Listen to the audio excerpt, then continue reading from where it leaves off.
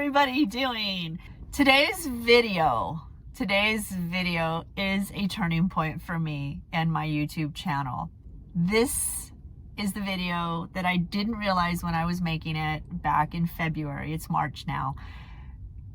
That was going to change just everything.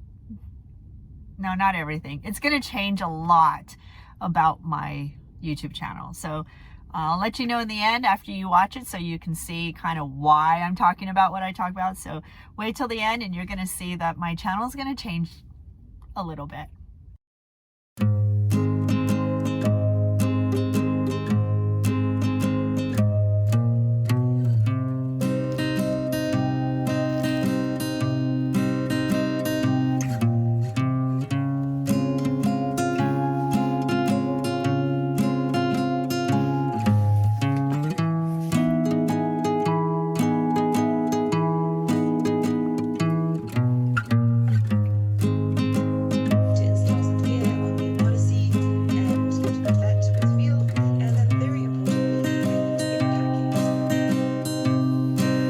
Good morning.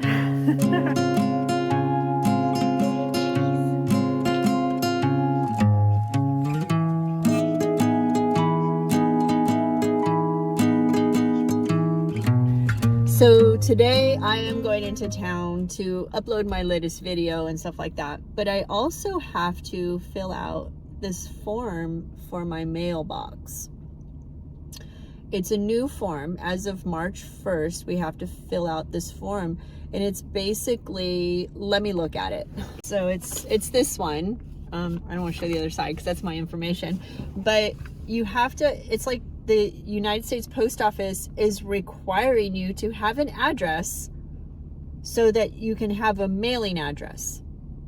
Now, I have an address. I use my mother's, but I am technically a nomad, right? So I technically don't have an address. That's why I have a mailing address, because I don't want to always send stuff to my mom's.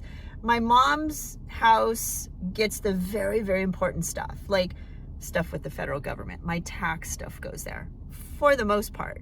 Like when I do my taxes, I put her address on there because I want a permanent address on there. She's not going anywhere. She's retired. Thank you, Mom, for letting me use your address. But everything else I kind of need access to on a regular basis. So I use my mailing address, which is fine because then I can have stuff forward very easily, or I can just check it whenever I want without having to go to Mom's house. So this form from the USPS, it says it's a form for application for delivery of mail through agent. Now, they're making it so you have to have a permanent address. Now, what about the nomads out here that don't have a permanent address? How do you get your mail? I'm gonna say this. I'm just gonna say this. I'm not a conspiracy theory type person. I just am not. I like a good Bigfoot story, but I actually don't believe in Bigfoot. UFO stories are fun to watch. It's like a campfire story to me, but I kind of don't believe in UFOs either. You know, are any of these conspiracies about the government and stuff like that? I have to see proof of some type of conspiracy, and some of them actually have been proven, right? Later on, when released top secret documents come out, and you're like, well, I was right. That conspiracy was right. I think it's kind of rare that happens. I'm not sure. I don't pay attention to that whole community and realm on the internet or in books or anything like that.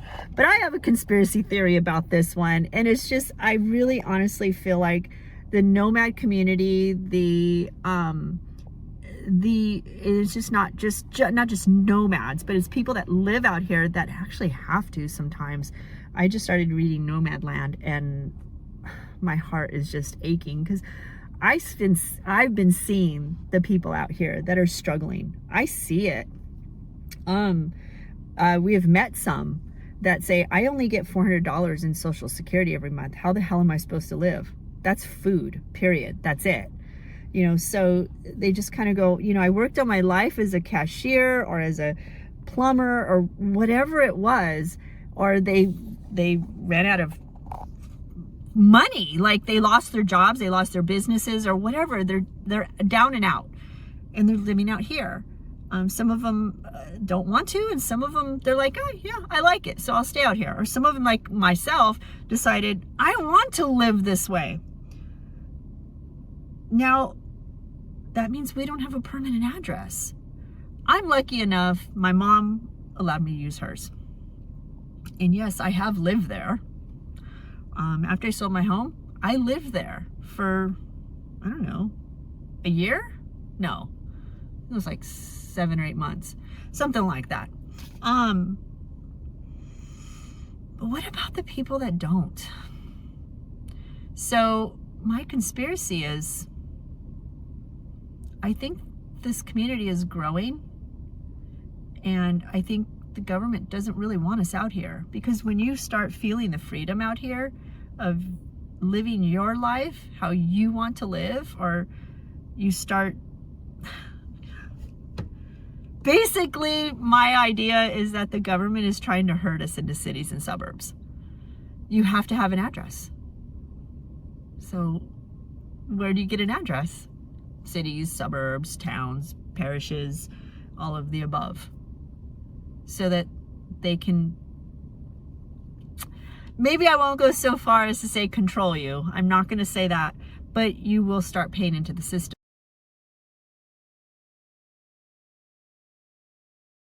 again, right? You'll start paying utilities. You'll need a phone. Well, everybody has a phone, but you're going to need electricity, right? You're going to need water. You're going to need cable TV, right? So now you've become a consumer again. Out here, you're still a consumer. I still obviously have a cell phone. That's what I'm filming this on. I still have a truck. I still have health insurance. I still have, basically I put into the system, but not very much. I'm a minimalist. When you live in a home, that ups it some more, right? You have to then get electricity and other things. You end up getting maybe subscriptions to Amazon or mailing services, or not mailing services, but like delivery services and stuff like that. You start paying into the system. And if people stop paying into the system, the economics go down, right? Like shit starts happening to our economy negatively. Well, they don't want that. With people living out here, you're not paying into the system, right? So I don't know, maybe I'm just a conspiracy theorist at heart, but it's just more and more of this shit keeps happening. They're closing our places because they say, oh, you've abused it. I'm sorry. The logging and gas companies and the oil companies have effed up our lands too, but they still have access, right? But we don't, even though we've dumped some trash and maybe overused it, but that'll grow back. What the big corporations have done to our public lands is huge in comparison to what people have done. Yes, I complain about the trash out here because I do feel like we should be respecting this land some more. But don't blame the people when it comes to closing them. I have a theory about that one too, but I just feel like they don't want us out here. And slowly they're going to bottleneck us back to civilization, to suburbs and cities, and I don't want to be there. I don't want to be there. I don't want to be on the grid. And it has nothing to do with, oh, I'm anti-government or anything like that. It has nothing to do with that. It's just, this is how I like to live. This is how I enjoy life. And they're making me do things that I don't want to do. Check it out. Those big rigs are getting coffee because they can. That's cool. Thank you, human beings, so making it possible. Hauler vehicles to go through. I actually, when I had my Class C, John and I went through the Human Bean, which is a coffee place here in the West. They make good coffee, guys. You got to stop there. I think they're locally owned franchises. I think.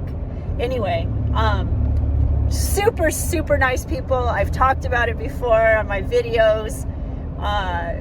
They give you chocolate covered espresso beans. They're so yummy. Anyway, they don't have they don't have a height limit, so tall vehicles can go through there, and usually their parking lots are big enough for you to turn around in and stuff. So I took my Class C through the southern side of Lake Havasu a couple of times. It was fun. I was like, oh my gosh, you never get to go through drive-thrus with a Class C. Woo!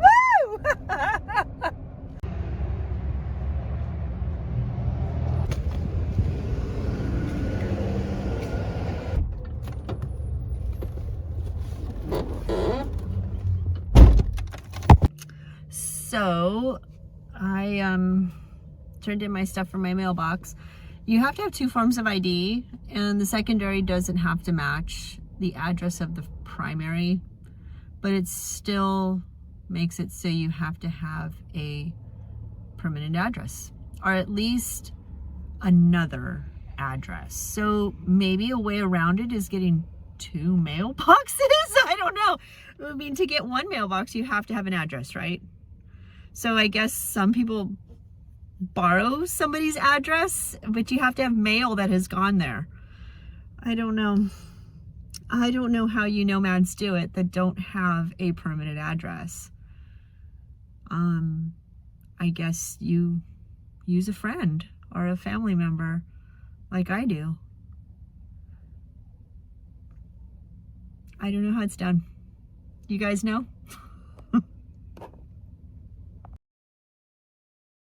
Today's video is a turning point for me and my YouTube channel. I've been living nomadically now for 4 years, almost 4 years. Once I got settled into the routine, I forgot how complicated it is to start out living nomadically. When I think back to when I lived in a sticks and bricks, I planned and implemented that plan for no less than 4 years before I actually lived in an RV. It took me 4 years to research and implement the whole lifestyle change. I had to get rid of a lot of stuff. I lived in a 4-bedroom house, so I had to get rid of almost all of that. Then I had to sell that home. Then I lived in an apartment for a while, and I still was getting rid of a lot of stuff. Then I had to figure out what kind of RV I was gonna get. And I also had to save money to get on the road and make money on the road, and just all these factors that had to be considered before I even got on the road. And those were just the bigger tasks. There's so many little minute things that you don't even think about sometimes, and then you get out here and you go, oh no! So it takes a lot, actually, to plan out living on the road as a nomad. There is so much that goes into going from a 2,400 square foot home to a 128 square foot RV box home. It is my home.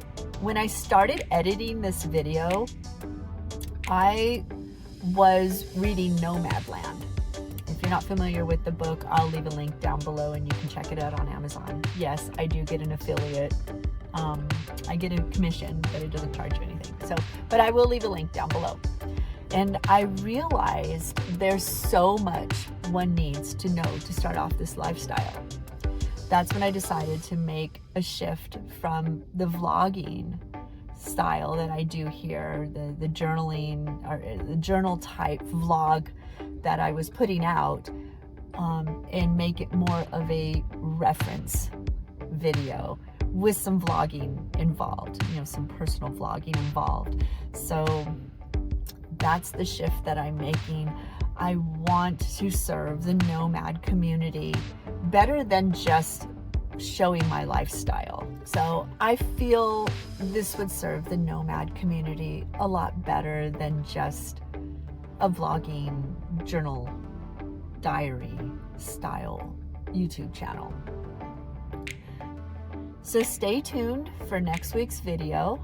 and I'm gonna change it up just a little bit, and I'm gonna dig into the benefits of living in an RV, van, trailer, anything on the road, schoolie, and I'll actually go into my perspective on what are the benefits of living this lifestyle, as well as I'm going to actually find other references online for you and see what they think as well. Maybe it'll match your lifestyle. As always, thank you guys for watching. Maybe someday I'll get rid of this steering wheel. Let's see.